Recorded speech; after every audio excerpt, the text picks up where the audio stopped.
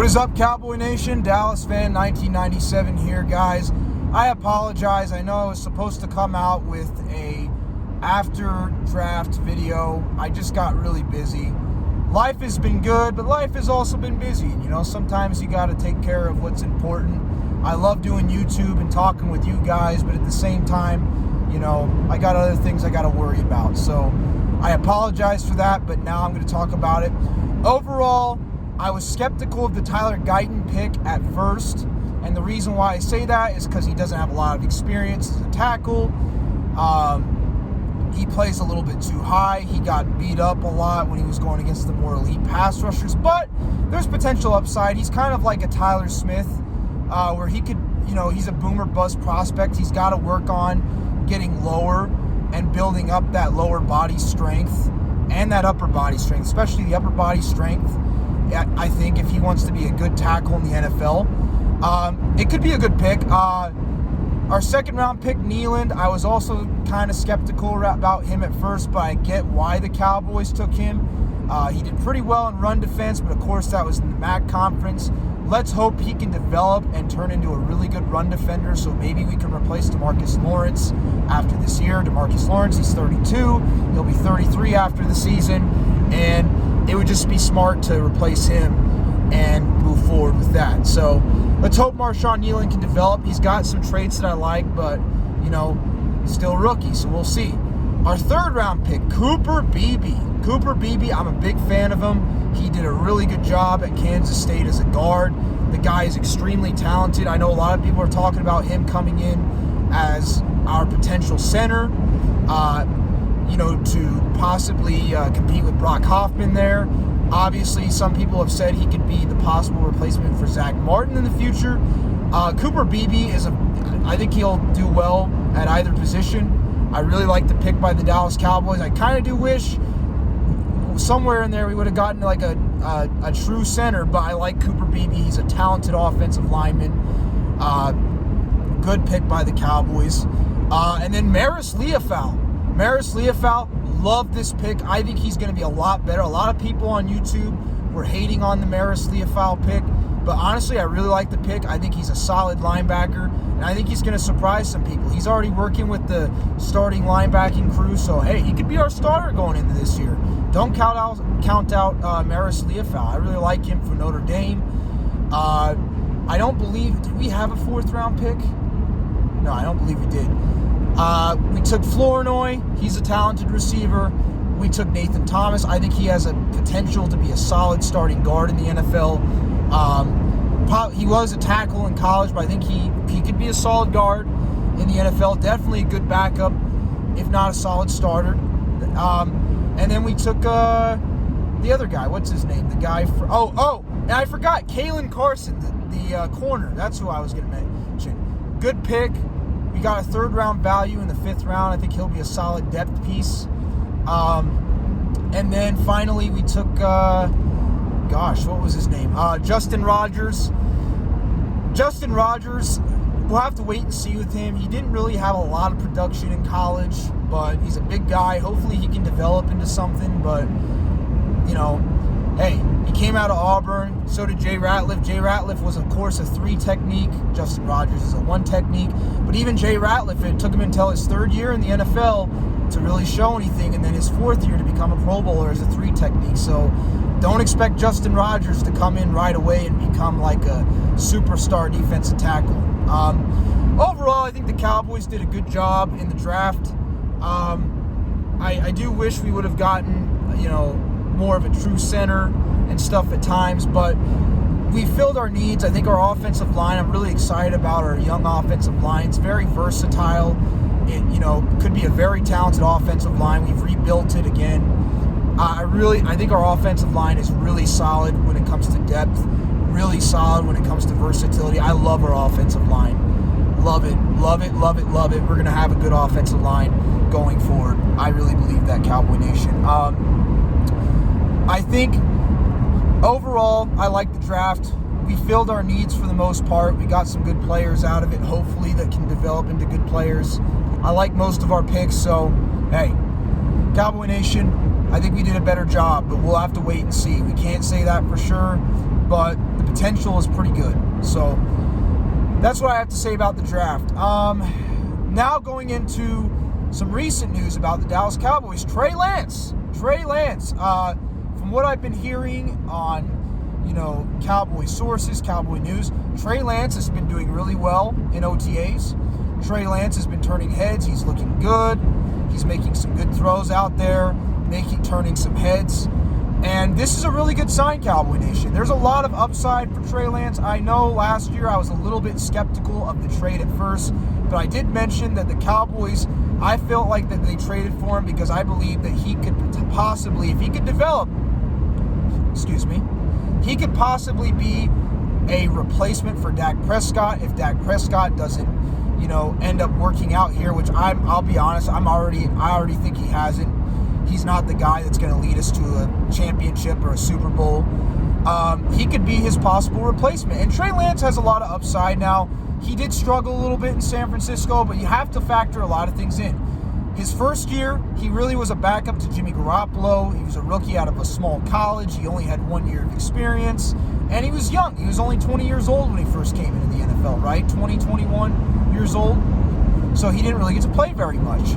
He showed flashes from some of the film I saw, but he also showed some growing pains. You're going to have that with a young quarterback. His second year, he actually was the starter going into the season. Didn't look the greatest, but then he got hurt, broke his ankle, and he missed the rest of the year. Jimmy Garoppolo came in, and of course they found Brock Purdy, and Brock Purdy became the guy for the San Francisco 49ers.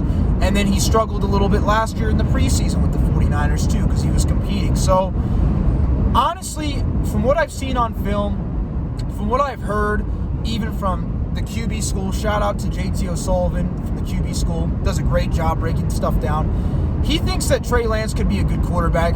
The thing is, he just needs more reps. He needs to play more. He needs to get an opportunity. And I think right now he has a great opportunity. Right now, it sounds like from reports, he is going to be competing with the backup.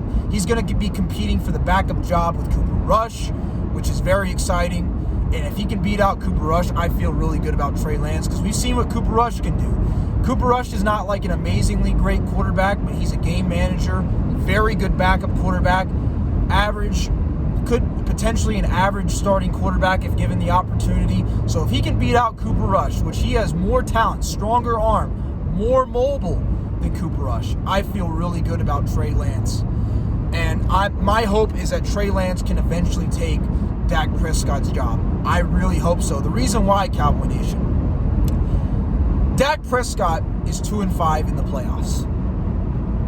Let me repeat. Dak Prescott is 2-5 in the playoffs. I don't think Dak Prescott is a horrible quarterback, and he had a good year last year. But Dak Prescott requires, one, a lot of help. Dak Prescott has never put up more than 30 touchdowns in a season without two, not one, but two number one receivers. Don't believe me? Go back to 2019. He had Cobb, who was a number one back in Green Bay. He had Michael Gallup, and he had Amari Cooper, put up 30 touchdowns that year. Then in 2021, he had Cooper, Lamb, and Gallup, put up 30-plus touchdowns that year. And then look at this last year. He had Cooks, and he had CeeDee Lamb, put up over 30 touchdowns this year. Dak has never, in his career, been able to put up 30 or more touchdowns without two number one receivers. So there's that. Two, he chokes in the biggest moments, Cowboy Nation. It's not, people say he's great in the regular season, bad in the playoffs, but is he even really that great against the better teams in the regular season? Look at some of the games he played. Now, I'll give him some credit. He played well against the Lions, and he played well against the Dolphins. Not great, but he played decent in those games. But the Miami Dolphins had a decent secondary, but not great. And the Detroit Lions had one of the worst passing defenses in the NFL. Anytime Dak Prescott faces a team with a good secondary or a good passing defense, he usually plays really, really bad. And I'm talking like really bad. Multiple interceptions, low completion percentage. He just can't do anything. And when we played the Green Bay Packers, that was something I worried about. I thought, well, one thing I'm concerned with, they have a top 10 passing defense. I thought Dak was going to do good and overcome it in that game. I was wrong. I was definitely wrong. He choked. like he always does. And to be fair, it wasn't just him. The defense also played bad, but the defense was missing multiple starters. They were missing like 3 or 4 starters. So, to be fair, even though the defense was horrible, and that was a team loss, and it wasn't just Dak, Dak had already choked the previous 2 years before against the San Francisco 49ers. And he was the sole reason that we lost in 2022 in the divisional game, because he threw 2 interceptions that led to 6 points for the 49ers. And one of those, we were in the red zone, would have gotten at least a field goal, and we would have won the game. Dak blew that game for us in 2022. No excuses. And now you have Dak Prescott coming out and saying that he doesn't play for money. Really? Then why did he turn down multiple long-term deals in 2018 and 19? The Cowboys offered him a 5-year deal worth $30 million, which for Dak Prescott at the time was a top 10 deal, more than fair. He turned that one down. Then later in 2019, they offered him a $33 million per year deal for 5 years, which was more than what Carson Wentz and Jared Goff was getting, which was a fair deal. He turned it down. He wanted to be paid as if he was Patrick Mahomes. Meanwhile, he had never even thrown for 25 touchdowns in a season. Forget 30. He hadn't even thrown for 25 touchdowns in a year, and he wanted all that money. We gave it to him, and now our roster is starting to suffer because we paid him all that money. You know, we had a 3-year window to win with Dak Prescott. He couldn't get past the divisional round. It's over with him. The only way we can win with him is if he took significantly less money so we can afford pieces around him to help. So if Dak Prescott doesn't play for money, then you know what he'll do? He will take less money. He will take less money so he can get more pieces around him. If he really, really, really cares, if he really is serious and said he doesn't play for money, then he'll take less money. He'll take a $45 million extension instead of a $60 million from what reports are saying that's what he wants.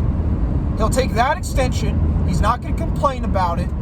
So that way we can put pieces around him to help him win. If he really is, but I don't believe he is. I think Dak is full of crap, because he wouldn't have turned down those fair deals I just mentioned if he was about the team's success. He's all about his money. So there's just a lot of things that the reason why I don't want us to keep Dak Prescott. We know where we're going to be with Dak Prescott. We may make the playoffs, but we'll be either one and done or lose in the divisional round. We won't get past the divisional round with Dak Prescott as a quarterback. So that, I know I've gone on for a long time. That is why I'm hoping that Trey Lance's upside, he was a top 5 draft pick for a reason, Cowboy Nation. If he can even reach 75% of his potential, man, he could be really good. He's more mobile than Dak. He's got quicker feet. He's faster. He's got a stronger arm than Dak. He just has to get out there and play. And I'm hoping, Cowboy Nation, I was talking about this with Big Country of Cowboys Babble, that channel.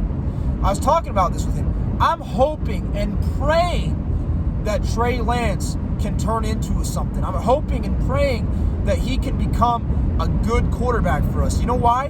Because we can save. So we still have a lot of talent on this football team. We are missing a few pieces from being contenders, especially on the defensive side of the ball. But we still have a talented football team. We still have a team that's good enough to make the playoffs even this year. We still have a team that's good enough to win 8 to 10 games and make the playoffs. Now, going to the deep in the playoffs, I don't think we have a good enough roster right now. But getting to the playoffs, absolutely we have a good enough team. So if Trey Lance can play really well in the preseason and push and get that second string job, and he can somehow become the starter for the Cowboys, we save so much money. We have a talented quarterback. We can surround Trey Lance with help because he'll be on a cheap deal, cheaper than Dak, and we can build a really good roster. We can do it.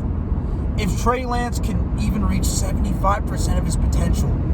It sounds like he's doing great in OTAs. Even Dak Prescott even said that Trey Lance is pushing him a little bit, which could be good. Maybe Dak finally gets pushed and he plays good enough to elevate the team. Maybe he does that. But I don't think it's going to happen because I just don't. But this is a good thing. Trey Lance could be the future. I'm excited to see what Trey Lance can do in the preseason. I'm excited to watch the blue to white scrimmage. I'm excited to watch what he does in training camp here in the next 2 months. I cannot wait to see Trey Lance out there. And this is great news that Dak and all the coaches are talking highly of him. He's turning heads. Let's hope that he can apply that into a real game. Let's hope that he can win that second string job. Let's hope that he can push Dak Prescott to either play better or to possibly take his job so we can save money on a quarterback. Cowboy Nation, I'm not expecting much of this season. At best, I expect the Cowboys to maybe make the playoffs and get to the wild card round. Probably not much further than that. We could win a wild card playoff game depending on what seed we get, depending on the team we play. We could win a wild card playoff game depending on who we play, but I'm not betting on it. I'm saying at best we may make it to the playoffs and get to the wild card, but that's okay. But I will say this though, Cowboy Nation. I would rather see the Cowboys go 8-9, 9-8, or even 10-7, make the playoffs and lose in the first round, or even just barely miss the playoffs and have 50, and with Trey Lance or Cooper Rush, save all that money, then make it to the playoffs with Dak Prescott, lose in the first round, and be forced to pay him the $60 million a year extension that he wants. I would rather see us win 8 to 10 games with Cooper Rush or Trey Lance, save that money that we were going to use to pay Dak, use that money to pay Micah Parsons, use that money to pay CeeDee Lamb, guys that actually elevate the team, not a guy that needs a lot of help around him in order to look good, but two players that actually elevates their prospective sides of the football.